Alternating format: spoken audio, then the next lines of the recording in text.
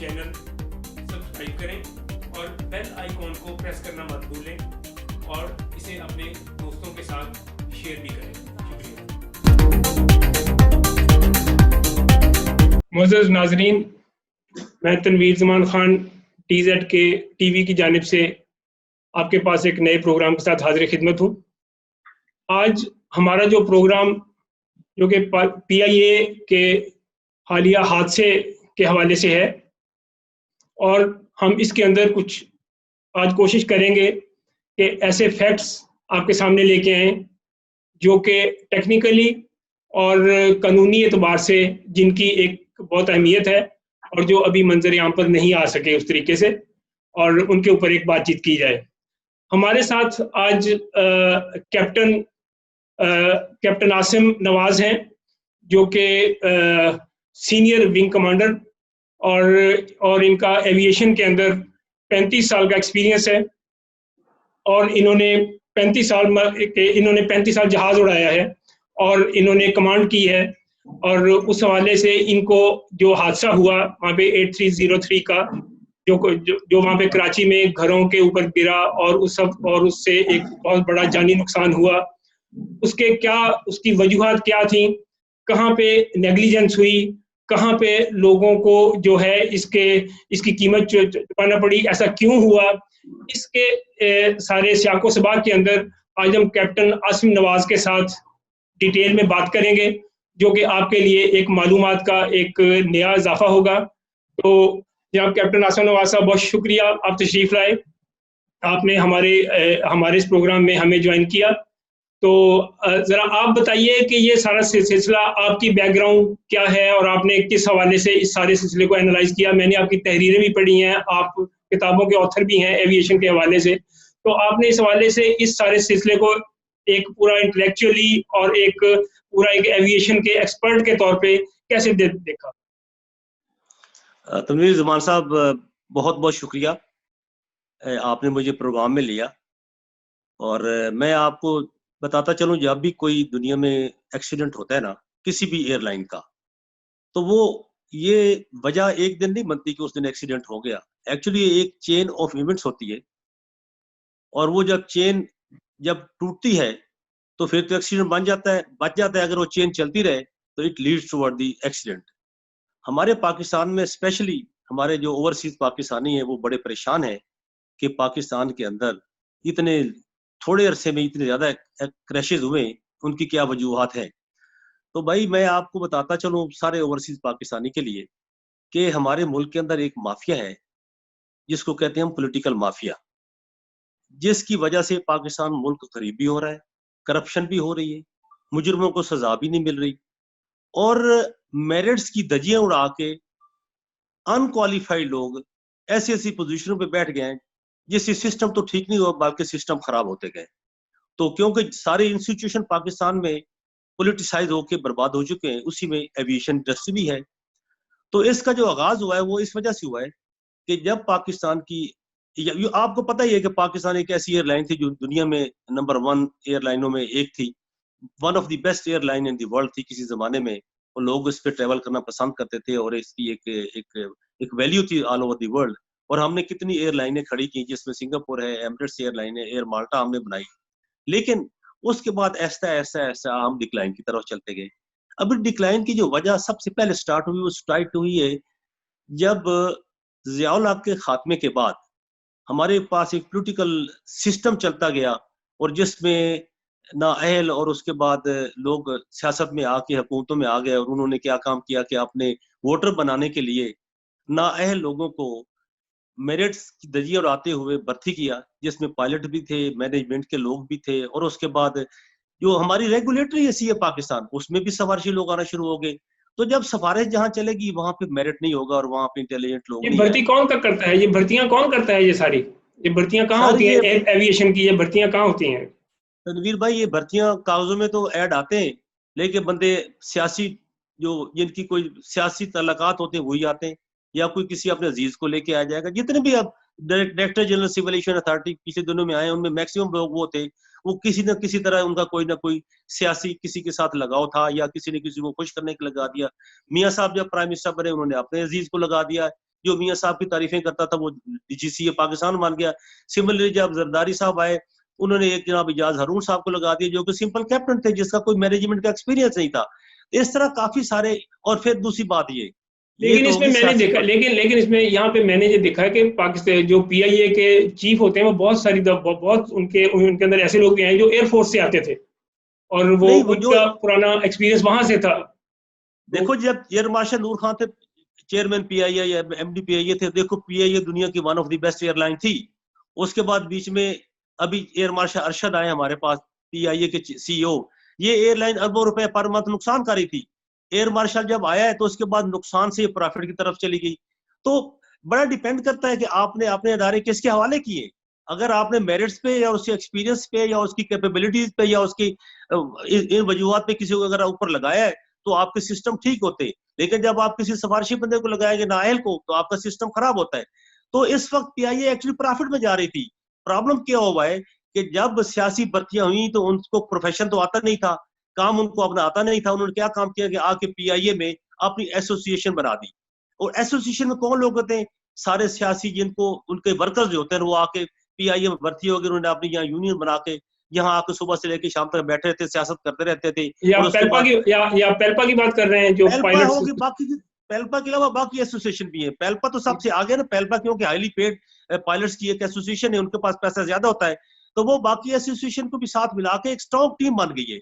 और जब वो PIA का बेड़ा गर्क करना चाहें, या जब इनको अपनी मर्जी के काम करवाने होते हैं, या इनको कोई चेक करने जाए, या इनके कोई टेस्ट लेना चाहे, या इनके ऊपर कोई चेक एंड बैलेंस हो, तो ये सारे पेल्पा वाले खड़े होके उसके बाद ये अपना स्ट्राइक करवा देते हैं। और अरबों अरबों अरबों का नुकसान पर डे के हिसाब से PI होता रहता है। तो इसके ऊपर प्रॉब्लम क्यों हुआ? अगर आपकी रेगुलेटरी मजबूत होती, अगर आप director general civil aviation Pakistan जो है वो किसी मेरिट पे होता, और सेक्रेटरी एविएशन या एविएशन मिनिस्ट्री अगर अपना रोल अदा करती, तो इन इन एसोसिएशन को नट डालती, इनको ये काम ना करने देती। एसोसिएशन का मकसद ये नहीं होता कि आप अपने अदारे को खराब करें। एसोसिएशन का मतलब ये होता है कि आप अपने लोगों की वेलफेयर करें। Welfare for the sake of welfare, welfare not after destroying your institution. इन्होंने इंस्टीट्यूशन यानी PIA को तबाह करके अगर अपने आप को अगर वेलफेयर कराइए, तो वो वेलफेयर नहीं है, वो अपने मुल्क का नुकसान किया है। और PIA को बचाने के लिए आपके नेशनल खजाने से पता नहीं कितना पैसा लगा लगा के इसको बचाया गया है, ताकि हमारी नेशनल एयर कैरियर का नाम चलता रहे। ये बात होगी यहाँ पे। अभी मैं बताता हूँ, let's come to the crash. वजूहत तो ये है कि इनकम्पिटेंट लोग, जो कि नेपोटिज्म की वजह से, फेवरेटिज्म की वजह से और रिश्वतें दे दे के अगर PI में भर्ती होंगे, तो वो पायलट नहीं होंगे जो एक किसी चीज को हैंडल कर सकते। देखो जी, पायलट में क्या, अच्छे पायलट और बुरे पायलट में क्या फर्क होता है? ये जी एक पहले बंदा जहाज, ये बताइए कि ये जो सिविल एविएशन अथॉरिटी है, ये कौन चलाता है? Who is running that? Sir, under the ministry of aviation ही होता है सिविल एविएशन अथॉरिटी। ये इंटरनेशनल लेक्चर 13 है जी जी। अपना गांव का। ये इसके मुताबिक आपको आपके इन्वेस्टिगेशन, उसके बाद चेक एंड बैलेंसेस, लोगों के टेस्ट करने होते हैं। अगर आप उनको ना फॉलो करेंगे तो डेफिनेटली आपके अंदर वीकनेसेस आएंगी और आपके पास पुअर प्रोफेशनल ऊपर जाएंगे। और उसके बाद अगर उनके चेक नहीं होंगे, तो वो मकसद जब वो SOP भी वायलेट करेंगे, उनको टेक्निकल नॉलेज भी नहीं है, उनका रेगुलेटरी के अफेयर्स का भी पता नहीं है, तो it will lead toward the accident. तो ये जो PIA का हमारा क्रैश हुआ है, ये क्रैश इस एक कैप्टन की वजह से नहीं हुआ। There is the complete mafia, जो कि जो 1997 की बात है। एक दफा ऐसे हुआ था कि PIA काफी लॉस में जा रही थी, इनके बड़े नुकसान हो रहे थे। तो उस वक्त एक इन्वेस्टिगेशन ऑर्डर की गई थी, जिसमें एयर मार्शल मुशर्रफ अली मीर, जो बाद में क्रैश कर गए थे, वो उनको इंक्वायरी दी गई कि आप इंक्वायर करो कि PIA में क्या मसला हुआ है, ये क्यों PIA लॉस में जा रही, क्यों आए दिन छोटे छोटे एक्सीडेंट हो रहे। उस वक्त इन्वेस्टिगेशन जब की गई तो उनको पता चला कि ये वो लोगों की वजह से हो रही है जो सियासी तौर पे 45 लाख दे के भर्ती हुए। और वो किसको दे के आए थे? उस जमाने ये मर्द मुजाहिद थे हमारे जरदारी, आसिफ अली जरदारी साहब। उन्होंने पैसे लिए लोगों को भर्ती किया। और जब बंदा बगैर क्वालिफिकेशन भर्ती हो जाए, तो उससे फिर आपको किसी के साथ सर्वाइव कराना होता है। वो सर्वाइव कैसे कराएगा? उसको टीम चाहिए होगी। वो क्या करेंगे? फिर एसोसिएशन के मेंबर बन जाते। मेंबर बनने के बाद वो अपने आप को एग्जामिनेशन में प्रेजेंट नहीं करते before the civil aviation authority. तो वो क्या होता है, वो पुअर प्रोफेशनलिज्म की वजह से वो अंदर छुपे रहते। और जब उनको मौका मिलता है, जब ये जहाज उड़ाएंगे, जहाज उड़ाना, टेक ऑफ करना, लैंडिंग तो इतना मुश्किल काम नहीं। लेकिन जब जहाज के अंदर वो जो अपने पैरामीटर से हटता है, कहीं वेदर आ जाए, कहीं आप इंटरनेशनल फ्लाई कर रहे हैं और आपको कहीं अपने रूट से हटना पड़ जाए, आपको डाइवर्जन की भी पड़ जाए, तो वहां पे वो उस पायलट की पायलट एबिलिटी के साथ उसकी मैनेजरियल एबिलिटी भी सामने आती है, ये जो और वो पायलट थे, फिर उसको ये जो हैंडल नहीं कर पायलट थे, पाता। ये जो पायलट थे जो 8303 उड़ा रहे थे, क्या ये भी उसी जमाने में भर्ती हुए थे? ये उसी ग्रुप का है, बल्कि साइकाट्रिस्ट टेस्ट ये यहाँ फेल हो गए थे, पीआईए की साइकाट्रिस्ट ने इनको फेल कर दिया था। जी ये जी। बाद में गए यूके, वहां कहीं से मिल मिला के साइकाट्रिक टेस्ट पार करके आए, वापस आके इन्होंने हाई कोर्ट, देखो हमारी अदालतों को भी इसमें हाल है, अदालतों के पास वो गए, उन्होंने वहां से ऑर्डर ले लिया कि मुझे पीआईए में भर्ती कर दिया जाए, अदालत के ऑर्डर से पीआईए में आ गए, लेकिन ये इसके अंदर साइकोलॉजिकल प्रॉब्लम या साइकाट्रिक प्रॉब्लम था, वो चलता रहा। और अल्टीमेटली जब उसके 1700 घंटे हो गए, तो देखो ना, एज ए फर्स्ट ऑफिसर आप घंटे उड़ाते रहे, जहाज उड़ाते रहे, आप घंटे तो बनते रहेंगे, बट आपके अंदर वो जो एक रिक्वायर्ड स्टैंडर्ड है एविएशन में पायलट का, वो नहीं आता। तो इस बंदे के साथ कोई खास मसला नहीं, लाहौर से टेक ऑफ से कराची क्रैश तक इस बंदे के पास हंड्रेड्स ऑफ ऑप्शन थी क्रू और पैसेंजर और जहाज को बचाने की, इसने एक अपनी ऑप्शन भी एक्सरसाइज नहीं की। जब ये बहुत हाई स्पीड पे आ रहा था, जब इसकी हाइट बहुत ज्यादा थी, इसको एयर ट्रैफिक कंट्रोलर ने ऑर्डर दिया कि आप 180 डिग्री लेफ्ट को टर्न करके अपनी हाइट लूज करें। इसने कहा कि मैं यहीं से कोशिश करूंगा जहाज को लैंड कराने की। भाई जब आप हाई हो, जब आप फास्ट डिसेंड करने की कोशिश करोगे रनवे के आने के लिए, तो आपकी स्पीड बढ़ेगी। जब स्पीड बढ़ेगी, आप गियर नहीं रोल कर सकेंगे, आप फ्लैप्स लोड नहीं करेंगे, आप जहाज के पैरामीटर्स में नहीं आ सकेंगे, तो उसमें यू कैन नॉट लैंड। तो इसलिए वो लैंड तो कर नहीं सकता। He tried is level best में लैंड करूं, जब आधा रन में गुजर गया, उसके बाद उसने गो राउंड की कोशिश की, उससे गियर डाउन भी नहीं हुए। तो इसके पास बड़े ऑप्शन थे जो उसने एक्सरसाइज नहीं किया। यहाँ एक और अहम पॉइंट जो मैं आपको बताना चाहता हूँ, हमारी रेगुलेटरी जो है, आप दुनिया में कहीं हम खुद जहाज उड़ाते हैं all over the world, ATC की जो इंस्ट्रक्शन होती है, वो आपके लिए इंस्ट्रक्शन फॉलो करनी होती है, क्योंकि ATC is watching you on the radar, फिर वो आपको विजुअली भी देख रहा है, फिर दूसरे जहाजों के साथ उसने आपको स्पेस भी करना होता है, और उसके बाद वो उसको पता है कि ये जहाज यहाँ से लैंड कर सकता नहीं कर सकता। अगर वो आपको इंस्ट्रक्शन दे रहा है, तो पायलट की जिम्मेदारी बनती है कि उसकी इंस्ट्रक्शन फॉलो करे। उसने एयर ट्रैफिक कंट्रोल की इंस्ट्रक्शन फॉलो नहीं की, और उसने कहा जी मैं लैंड करने की कोशिश करूंगा, और क्योंकि रेगुलेटरी कमजोर है, उसमें भी फर्शी लोग बैठे हैं, उधर पेल्पा का बहुत स्ट्रेंथ होता है, वो अगर एटीसी की बात ना भी माने, और उसके बाद अगर कोई आपस में मसला खड़ा हो जाता है, वो पेल्पा खड़ी हो जाती है, हम सारे जहाज खड़े कर देंगे, ये एटीसी वाले को आप सीधा करो, तो वो फिर एटीसी वाले की बात भी नहीं मानी जाती। करते कराते ये होता है कि ultimate it leads to the accident. Now यहाँ रेगुलेटरी की मैं कमजोरी ये बोलूंगा, अगर एयर ट्रैफिक कंट्रोलर को आपने सही ट्रेन किया हुआ हो, उसको अपने रेगुलेशन का पता हो, उसकी अपनी अथॉरिटी का पता हो, कि जहां भी उसको फील होगा कि जहाज अभी अनसेफ है, तो वो अपनी इंस्ट्रक्शन दे उसको कि आप लैंड मत करो, आप यहाँ से दूर चले जाओ, वहां जाके अपनी हाइट कम करो, अपने आप को पूरे पैरामीटर पे लाके बिल्कुल स्टेबल होके आके वापस जहाज को लैंड करो। तो फिर वो लैंड कर सकता था। उसने वो क्यों नहीं लैंड कर सकता? He was not stabilised on the final approach. तो भाई मसला ये है, तो पहले जब वो जहाज एक दफा लैंड किया और उसके बाद उसके व्हील नहीं ओपन हुए और वो फिर वो दोबारा से ऊपर टेक ऑफ कर गया, एक दफा फिर दोबारा गया, फिर आया, तो वो सारा एक टेक्निकली क्या फॉल्ट था? कोई कोई मैकेनिकल फॉल्ट भी तो था कुछ? उसमें किसी किस्म का कोई फॉल्ट नहीं, उसने गियर डाउन नहीं किए हुए थे, बिकॉज उसकी स्पीड ज्यादा थी। जब आपकी स्पीड कंट्रोल में ना हो, तो आप गियर पे डाउन नहीं कर सकते। कुछ ज्यादा स्पीड हो तो गियर डाउन नहीं होते, अगर डाउन कर दें कि वो गियर डैमेज भी हो सकते हैं, आप अपने फ्लैप्स नहीं डाउन कर सकते, स्पॉइलर नहीं यूज कर सकते, जहाज की स्पीड कम नहीं होगी। तो वो बंदा इतना कंफ्यूज था कि he was trying to bring the speeds down and land, उस दौरान वो गियर भूल गया, या उस देखन मैंने उसकी ऑडियो सुनी है कॉल, उसमें वार्निंग आ रही है, टन टन टन की आवाज आ रही है, that mean gears were not down. He was mentally totally confused कि मैंने करना क्या है। वो बगैर गियर के आ रहा है, और उसके बाद जब जब गियर डाउन नहीं होंगे, तब डेफिनेटली उसके इंजन से नीचे गियर होते हैं। जब गियर नहीं होंगे तो जाके इंजन टकराएंगे रनवे के साथ, जब रनवे से इंजन टकराएंगे, उसको फील भी नहीं हुआ कि मेरा कितना नुकसान हो चुका हुआ है। उसने फिर पावर खोली, गो राउंड किया कि मैं दोबारा वापस जाऊं और एक अच्छी तरीके से सोच समझ के एक नई अप्रोच बनाऊं, जिसको स्टेबलाइज कर लूं और आके लैंड कर जाऊं। लेकिन उसको ये पता नहीं था कि उसकी इंजन डैमेज हो चुके हुए। तो जब वो टेक ऑफ करके उसको 3500 अब आप दी ग्राउंड के लिए कॉल मिली कि आप 3500 क्लाइम करके वापस जाएं और दोबारा लैंडिंग के लिए आए, उसी दौरान क्लाइम में उसके दोनों इंजन फ्लेम आउट हो गए, क्योंकि इंजन डैमेज हो चुके थे।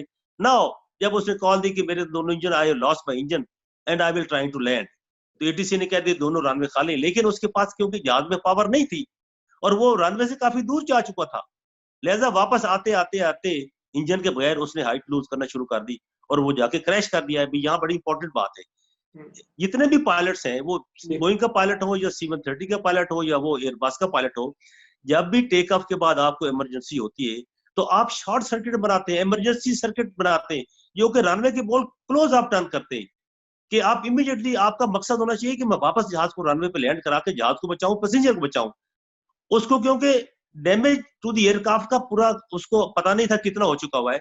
लिहाजा उसको जब कंफ्यूजन हुई तो वो जा रहा था कि मैं दोबारा सुकून से आऊं जाके लैंड करूं, वो रनवे से बहुत दूर चला गया।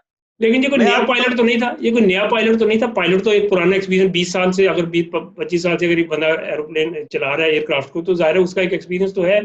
तो उसको इतना इतना उसको एकदम से अपने होशोवास खो देना, ये बात कुछ थोड़ी सी समझ नहीं आती उस तरीके से कि ही वाज ऐसा। Not, he was below average pilot, और उसका सारे 17,000 घंटा है ना, वो कप्तान का नहीं है, वो फर्स्ट अफसर को था। फर्स्ट अफसर क्या होता है, कॉल देनी, पायलट के ऑर्डर ओबे करने, और उसके बाद कभी कभी उसको लैंडिंग भी मिल जाती है।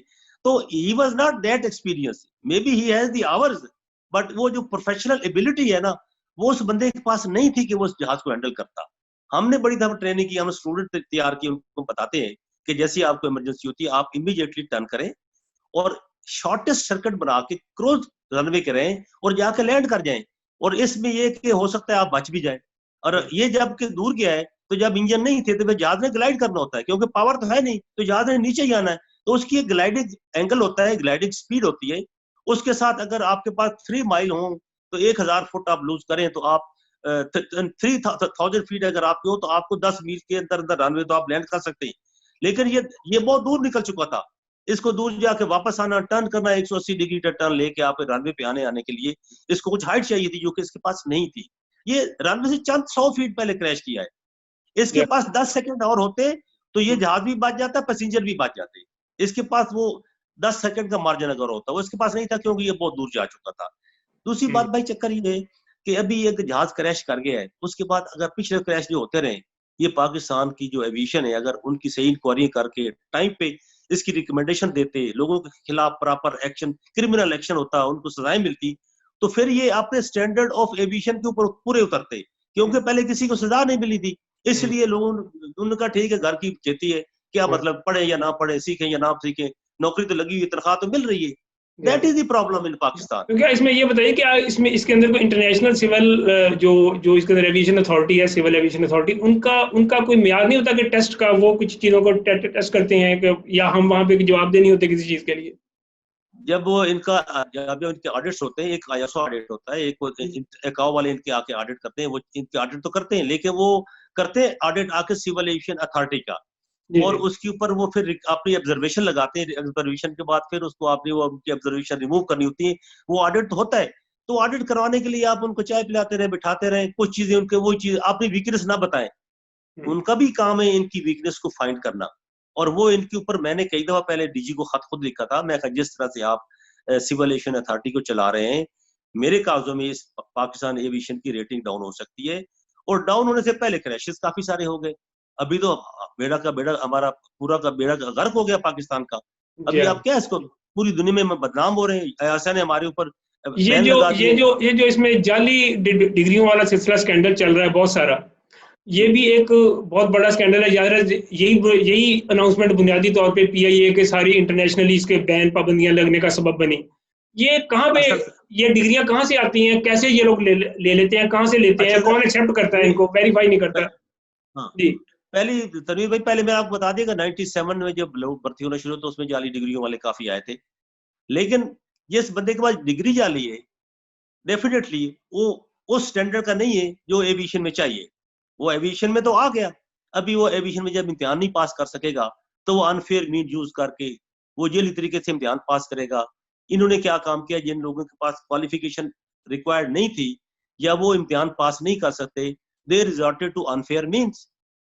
पाकिस्तान की सीए पाकिस्तान की जो लाइसेंसिंग ब्रांच है उसने ये केस 2018 में रेज किया था कि कुछ लोग जो हैं, शायद वो लाइसेंसिंग ब्रांच के बंदे भी मिले हुए थे, जिन लोगों से बार बार इम्तिहान देने से पास नहीं हो रहा था, उन्होंने क्या काम किया कि इनकी आईटी सेक्शन में जाके फेक आईडी क्रिएट करके जेली एग्जाम दिलवा के जेली रिजल्ट क्रिएट करके लाइसेंसिंग ब्रांच को दे दिए, देखो जी हमने ये पास कर लिया है, ये हमारे पास रिजल्ट शीट है, लिहाजा हमें लाइसेंस दिया जाए। फ्लाइंग तो उनको आती थी लिहाजा, लेकिन वो उनका जो एजुकेशन स्टैंडर्ड था वो पूरा नहीं था, सिस्टम वो नहीं समझते थे। उसके बाद जहाज का टेक्निकल को उनको पता नहीं था, मेट्रोलॉजी को उनको पता नहीं था, उसके बाद एयर लॉ उनको नहीं आते थे, लिहाजा वो अनफेयर मीन से ये रिजल्ट लेके उन्होंने लाइसेंस तो ले लिए, लेकिन बाद में जब पता चला तो सीए पाकिस्तान ने एक इंक्वायरी ऑर्डर की जिसमें 55 बंदों के जो थे ना लाइसेंस, वो जेली किस बात पे थे, उनके पास इम्तिहान की जो रिजल्ट था वो जेली था, लिहाजा वो अपना अपना commercial pilot licence, airline pilot licence तो ले गए, उसके ऊपर सीए पाकिस्तान इंक्वायरी की, उन्होंने उनको ब्लेम कर दिया। लेकिन हैरानगी की बात यह है कि 2018 से लेकर 2020 तक आपने इन चमन बंदों को अगर खुद सजा दे देते, ना तो ये क्रैश होते और ना आपकी दुनिया पूरी दुनिया में जाग घंसाई होती। इसलिए कि हमारा सिस्टम इतना खराब हो चुका है कि उनको लोग बचाने की कोशिश करते रहे, और अल्टीमेटली जब क्रैश हुआ और ये जेली डिग्रियों का, जेली लाइसेंसिंग का मामला खड़ा हुआ, तो एक हड़ाहुड़ी में, या जो कैन से कि हरी में अपने एविएशन मिनिस्टर में खड़े होकर असेंबली हॉल में एक तकरीर कर दी कि हमारे पास 262 जेली लाइसेंस वाले हैं। 262 सारे जेली लाइसेंस वाले नहीं है, उसमें सिर्फ चमल लोग ऐसे हैं जो करप्ट हैं, जिनके पास जेली फेक लाइसेंस हैं, फ्रिवलेस रिजल्ट्स हैं उनके पास, उन्होंने फ्रॉड किया हुआ है। इन्होंने क्या काम किया, कभी एक तो 262 की कहां से फिगर आ गई, 262 की कहां से फिगर आ गई? सर वो इन्होंने एक इंक्वायरी ऑफिसर लगाया था मिस्टर रिजवान, वो मैरी टाइम का बंदा था, उसको इन्होंने 2018 में एजेंसी में लगाया इन्वेस्टिगेशन में। उन्होंने सीए पाकिस्तान से सारे डॉक्यूमेंट मंगवाए, उस इन्वेस्टिगेशन की कंप्यूटर से सारे रिजल्ट निकलवाए। कंप्यूटर जनरेटेड वो एक इन्वेस्टिगेशन थी जिसमें कुछ तो थे जिन्होंने पेपर में फ्रॉड किया हुआ था, कुछ है कि एक बंदे ने सुबह कंप्यूटर ने कहा जी, उसको लेसन दे, कहा जी आज सुबह 9 बजे का एग्जाम देने आ जाए, वो 9 बजे एग्जाम पे चला गया। ये था लोकल टाइम, 9:30 या 10 बजे लोकल टाइम, उसे इम्तिहान दे दिया। उसके बाद उसी दिन 9:30 पे उसकी फ्लाइट आ गई। अभी वो 9:30 जो फ्लाइट का टाइम है वो जुलू टाइम है, वो मकसद है वो यहाँ का लोकल टाइम नहीं है, वो ग्रीनविच मीन टाइम है जो कि 4 से 5 घंटे आगे होता है। तो बंदे ने 9:30 पेपर दिया और 9:30 बजे वो जहाज पे चला गया। तो कंप्यूटर ने कहा जी ये 9 बजे पेपर दे के 9:30 बजे बंदा जहाज पे कैसे चढ़ गया। एक्चुअली कंप्यूटर ने उसमें डिफरेंशिएट नहीं किया कि ये लोकल टाइम था और ये जुलू टाइम था। इस किस्म की छोटी छोटी क्लरिकल मिस्टेक, कंप्यूटर यानी इस लिहाज से जो 262 की फिगर आई है वो अपने तौर पे एक फ्लॉड फिगर है, वो एक्चुअली दुरुस्त फिगर नहीं है, गलत फिगर है, वो सही, वो फ्लॉप फिगर है। उसमें 54 बंदे हैं जो कि एक्चुअल जिनके खिलाफ केस हुआ था, और कंप्यूटर ने 262 बंदे की लिस्ट निकाल दी। बजाय इसके को एक एक केस को स्टडी करके लोगों को क्लियर करते, निकम्मे, सेल्फिश और अपने रिश्वतखोर और मुल्क के गद्दार जो लोग हैं उन्होंने इस पे मेहनत नहीं की और 262 बंदों को जलील करवा के रख दिया, और पूरी दुनिया में हमारा एक इमेज डाउन हुआ। अयासा ने हमारी फ्लाइटें बंद कर दी, और जो एमिरेट्स में, इत्तेहाद में, सिंगापुर में, पता नहीं कहाँ का पायलट हमारे जॉब कर रहे थे, जो 10-10, 15-15 हजार डॉलर मुल्क में हर महीने भेजे थे, वो सारों को वहां से निकाल दिया गया। कसूर किसका है? सिविल एविएशन अथॉरिटी पाकिस्तान का। पीआईए की जो एक फ्लाइट है जो फॉर एग्जांपल लाहौर से या इस्लामाबाद से लंदन आती है, उसका बिजनेस क्या होता है, उसका फिगर आमतौर पे क्या होता है एक फ्लाइट आने का, उसका आमतौर पे how much do they earn? जी, मैं पूछ रहा था कि ये जो आपका बिजनेस होता है पीआईए का, ये एक फ्लाइट जो लंदन, इस्लामाबाद से या लाहौर से लंदन आती है, इसका बिजनेस का वॉल्यूम क्या है, ये कितनी अमाउंट का बिजनेस करती है एक ट्रिप में? सर ये करोड़ों का बिजनेस होता है एक ट्रिप में, और उस करोड़ों के बिजनेस को खराब करने के लिए आपको एक 10 लाख की फ्रॉड में आप करोड़ों लूज कर बैठते हैं। तो ये जो एक एक फ्लाइट का लॉस हो रहा है, ये तो अभी तो मंथली अरबों में जा रहा है। जो आपकी फ्लाइटें बंद हुई हैं, जो आपके पायलट्स को निकाल दिया गया है, जो आपको एयासा ने बैन लगा दिया है, और जो दूसरी एयरलाइन से लोग निकाल दिए गए, इससे तो अरबों रुपए का डेली मंथली नुकसान हो रहा है पाकिस्तान का। अच्छा ये बताइए ये बताइए कि ये जो नंबर ऑफ एम्प्लॉइज होते हैं आमतौर पे फ्लाइट्स के साथ जो अटैच होते हैं, जैसे इंटरनेशनली हर जगह जहाँ पे नंबर ऑफ एयरक्राफ्ट होते हैं उसके मुताबिक एक प्रोपोर्शन होता है कि इतने एम्प्लॉइज होने जरूरी हैं, इससे ज्यादा होंगे तो ओवर स्टाफ हो जाएगा, कम होंगे तो जरूरत पूरी नहीं होगी। उस हिसाब से पाकिस्तान की जो पीआईए है, जो पीआईए और टर्किश एयर या दूसरी एयरलाइंस है बहुत सारी, उनका प्रोपोर्शन क्या है? क्या पीआईए के अंदर एम्प्लॉइज, मुलाजमीन की भर्ती बहुत ज्यादा तादाद में हुई है पर एयरक्राफ्ट? सर पीआईए में क्योंकि सियासी भर्तियां होती रही हैं, लिहाजा एयरक्राफ्ट वर्सेस एम्प्लॉइज की जो रेशो है वो पाकिस्तान में बहुत ज्यादा है। अगर दुनिया में एक जहाज के पीछे 1000 बंदा है, तो पाकिस्तान में एक जहाज के पीछे 10,000 बंदा है, क्योंकि इन्होंने लोगों को सियासी तौर पे ऑब्लाइज करना था, इसलिए इन्होंने दर भर्तियां की, और वो एक्चुअली खजाने पे बोझ बनता गया। वो एक तो यूजलेस डेड बॉडी वेट से समझो आपके पास जो एम्प्लॉइज है ना, वो जिनको जो प्रोफेशनल नहीं है, और वो जो जहाज वो अब सियासी तौर पे भर्ती हो गए, इसलिए वो भर्ती करते गए अपने जियालों को और मतवालों को खुश करने के लिए। तो आपके पास जहाज में 32 हैं और पायलट आपके पास 662 है, तो कितना जुल्म है। तो मकसद है ये, सारी दुनिया के मुकाबले पाकिस्तान में 3 टाइम या 4 टाइम पायलट वर्सेस एयरक्राफ्ट। अच्छा। यानी दुनिया के अंदर आमतौर पे प्रोपोर्शन जो होती है वो कम है, और पीआईए के अंदर जो रिक्रूटमेंट हुई है वो बहुत ज्यादा हुई है। बहुत ज्यादा जाहिर है उसका वो सारे अखराजात वहीं में से, वो सारे अखराजात तो वहीं से निकलने, वो बर्डन उन्हीं फ्लाइट्स की इनकम पे ही आएगा, वो सारे का सारा। देखो जी, जब अगर आपके पास जहाज के ऊपर जहाजों के मुताबिक अगर आपके पास एम्प्लॉयमेंट है, पूरे लोग हैं, तो वो सारा दिन काम पे लगे रहेंगे। जब एक जगह पे आप 4 बंदे बिठा देंगे, एक बंदा तो काम कर रहा, 3 क्या करेंगे? वो बैठ के लड़ेंगे, भिड़ेंगे, मिसअप्रोप्रिएशन करेंगे, फ्रॉड करेंगे, चोरियां करेंगे और सियासत बैठ के करेंगे। तो यही पाकिस्तान की इंटरनेशनल एयरलाइन के साथ ये हुआ है कि नंबर ऑफ एम्प्लॉइज इतने ज्यादा हो गए थे कि उनके पास काम था नहीं, और वहां बैठ के सियासी अखाड़े बनते। मैं पता, जब भी कोई छोटा मोटा इनका अपना एसोसिएशन का इलेक्शन होता था, तो पूरे एयरपोर्ट इनके ये सियासी लोगों की तस्वीरों से भरे पड़े होते थे। हम हैरान होते थे। आपकी वीडियो ऑन नहीं हो रही, आपकी वीडियो अपनी जरा ऑन कीजिए। मैं वीडियो ऑन कर, आप अपनी वीडियो ऑन कीजिए, बात करते रहिए। जी हाँ जी अभी फिर वीडियो में आसान होगी जी, आप वापस आ गए। जी जी।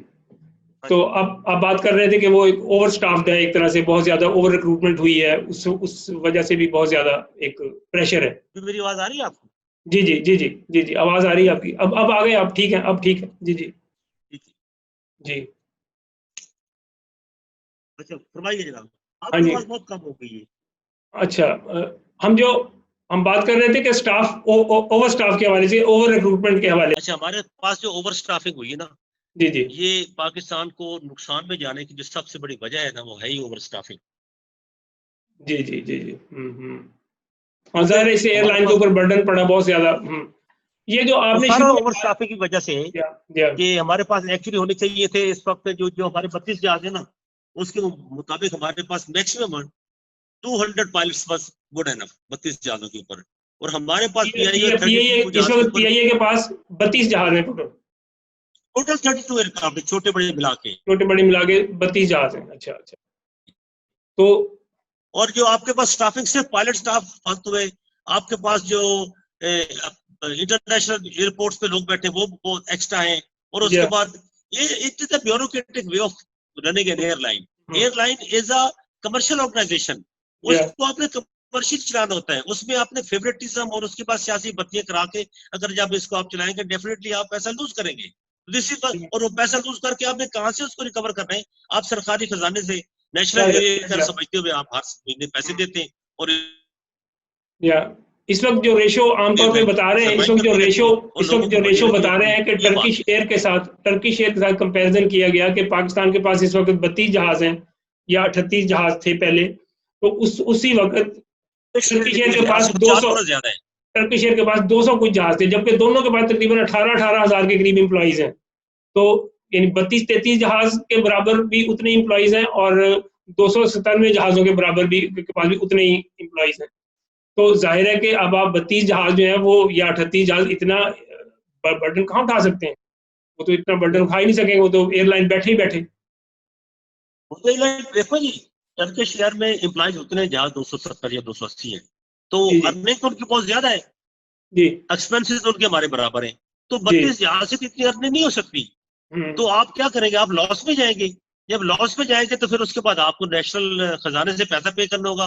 लेकिन मैं सलूट करता हूँ इस प्रेजेंट सीईओ पीआईए को कि उसने जब इस एयरलाइन को लॉस से प्रॉफिट में लेके आया है, तो देखो ये पेल्पा वाले, ये इंजीनियरिंग स्टाफ, ये उनके तरफ पीआई का स्टाफ था, वो अदालतों में चले गए, अदालतों में जाकर मुकदमा कर दिया, ये सीईओ को हटाओ, ये हमारे इस पीआईए को बेड़ा घर कर देगा, और अदालतों ने उनको स्टे भी दे दिए। बल्कि इस चीफ एग्जीक्यूटिव पीआईए को अदालतों ने बुला के कहा दे तुम छोड़ो कुर्सी। तो अल्लाह माफी करे, हमारा सिर्फ सिस्टम दूसरे खराब नहीं, हमारी अदालतें भी तो खराब है ना। जी अदालतें भी तो सही काम नहीं कर रही ना। मैं यही आपसे अब सवाल करने वाला था कि आपके ये जो आपके सारे इदारों का जब आप जिक्र करते हैं कि अगर पाकिस्तान का एक इदारा कारोबारी इदारा है जो कि एक मुनाफा कमा रहा है, PIA है, इसी तरह से और भी बहुत सारे इदारे हैं, ज़ाहिर एक रियासत जो चल रही है बहुत सारे इदारों से चल रही है। तो जब आपने जैसे शुरू में बात की कि सारे इदारों के अंदर एक करप्शन मौजूद है, अदलिया समेत, आपके वापडा के अंदर, आपके दीगर जो तमाम डिपार्टमेंट्स हैं उनके अंदर, महकमा नहर के अंदर, आपके इंजीनियरिंग के सारे डिपार्टमेंट्स के अंदर, हर जगह पे अगर करप्शन मौजूद है तो PIA यकीनन उससे एग्जम्प्ट नहीं हो सकता। हत्ता कि हमारे तालीमी इदारों के अंदर तो हर जगह पे करप्शन का एक अंसर मौजूद है, बहुत स्ट्रॉन्ग किस्म का। तो इसका मतलब पूरी सोसाइटी जो है उसके अंदर जाली डिग्रियों का काम अगर पूरी सोसाइटी में हो रहा है तो PIA उससे एग्जम्प्ट नहीं हो सकती। अगर आपका ज़ाहिर है कि अदलिया के जज भी कई पिछले 2-4 साल पहले कई जज 2-3-4 पकड़े गए थे जिनके पास डिग्रियां जाली थी। तो ये जब एक पूरा एक आलमी पूरा एक नेशनल लेवल पे हमारे अंदर करप्शन मौजूद है, तो इससे यकीनन एक जो बेहतरी के इम्कानात हैं वो तो फिर एक पूरी रियासत को चेंज करने की ज़रूरत है। तो एक इदारे को ठीक करेंगे, दूसरे इदारे फिर उसके ऊपर असरअंदाज होंगे, फिर वही काम हो जाएगा। सियासी पार्टियां असरअंदाज होंगी, कोई और इदारे असरअंदाज होंगे, सिक्योरिटी के इदारे असरअंदाज होंगे, तो वो यकीनन उससे फिर वो दोबारा से वो चीज़ें करप्शन की तरफ ही रहेंगी। तो इसको ठीक करने का आपको क्या लगता है कि ये आइसोलेशन में PIA ठीक हो सकता है या ये सारे की सारी जगह पे एक पूरी इस्लाह की ज़रूरत है? जनाब, ये पाकिस्तान के अंदर जो हमारा ये करप्शन का मैटर है, ये एक कैंसर की तरह फैला हुआ है। कैंसर की भी स्टेज 1 पे अगर आप हो तो हफ्ते में ठीक हो सकता है, स्टेज 2 पे हो तो ये होगा। ये स्टेज 3 जो होती है ना, अनरिकवरेबल, वहां पहुंच चुका हुआ है। और जब कैंसर बहुत ज्यादा हो जाए, उसका इलाज होता है कि आपको कैंसर का पोर्शन पूरा रिमूव करना होता है। और किसी भी सोसाइटी को अगर आपने ठीक करना है, सबसे पहले अगर आप सिर्फ उसका जस्टिस सिस्टम, निजाम इंसाफ ठीक कर दें तो सारे इदारे ठीक होते हैं। क्योंकि हमारा निजाम इंसाफ ठीक नहीं है, इसलिए करप्ट लोगों को सजा नहीं मिलेगी। उससे लोगों ने 300 कत्ल कर दिए, लोगों ने करप्शन कर दी, उनके ऊपर अरबों रुपए के नुकसान करप्शन के चार्जेस हैं और वो अदालत से जाके बेल ले लेते हैं। तो इस मुल्क का जो सिस्टम खराबी की जो जड़ है वो हमारे निजाम अदल है। इसीलिए अभी देखें आप, इमरान खान का मैं इतना बड़ा हामी भी नहीं हूं, लेकिन इसके आने से पहले पाकिस्तान के अंदर सालाना करप्शन पारा 1500 अरब वो तो खैर एक सियासी चीजें हैं, उनको तो हम अलग तौर पे देखेंगे। लेकिन देखें ना जी, ये सारी चीजें बुनियादी तौर पे तो एक मुआशी नाहमवारी का एक असल जो इसके अंदर जो बुनियाद बनती है वो तो मुआशी नाहमवारी है, जो कि मुल्क के अंदर गरीब और अमीर का बहुत फर्क है। अमीर के पास दौलत इतनी है कि उसको सिवाय इन साजिशों के और कोई चीज सुझाई नहीं देती। तो ये उसकी अदलिया से हटके मैं तो समझता हूँ इसके अंदर मुआशी जो है वो उसको ज्यादा ठीक करने की जरूरत है। अदलिया भी उसके साथ खुद ठीक होती है। सर वो चक्कर ये आपको मैं बताता चलूं कि जब निजाम खराब होता है ना, तो निजाम को ठीक करने के लिए एक बंदा ठीक नहीं करता, उसके लिए पूरी कौम का कल्चर होना चाहिए।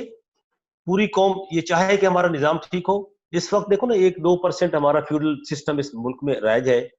जो आपके सरकारी खजाने पैसे था वो फ्यूडल खा जाते हैं या आपकी ब्यूरोक्रेसी खा जाती है। ये उसके बाद आपके जितने भी इदारे जब वो खराब हो गए, करप्ट हो गए, तो आपका सारा जो खजाना वो खा रहे हैं। और दुनिया जो है ना वो उस पर क्लास सिस्टम बढ़ा आ गया है। 2% एंजॉय कर रहे हैं इस मुल्क के अंदर और 98% मजलूम है। और उसके बाद उनको रात का खाना नहीं मिलता। इसके लिए पूरी कौम को देखो, मैं भी क्या कहता हूँ, जब हालात खराब होते हैं तो उसके बाद फौज को आना पड़ता है। लेकिन जब फौज आती है तो लोग बड़ा उनका सुख का सांस लेते हैं, यार फौज आ गई शायद मुल्क ठीक हो जाए। वो अरसे चंद अरसे बाद वो फौज भी के लोग भी उसमें इन्वॉल्व हो जाते हैं करप्शन में।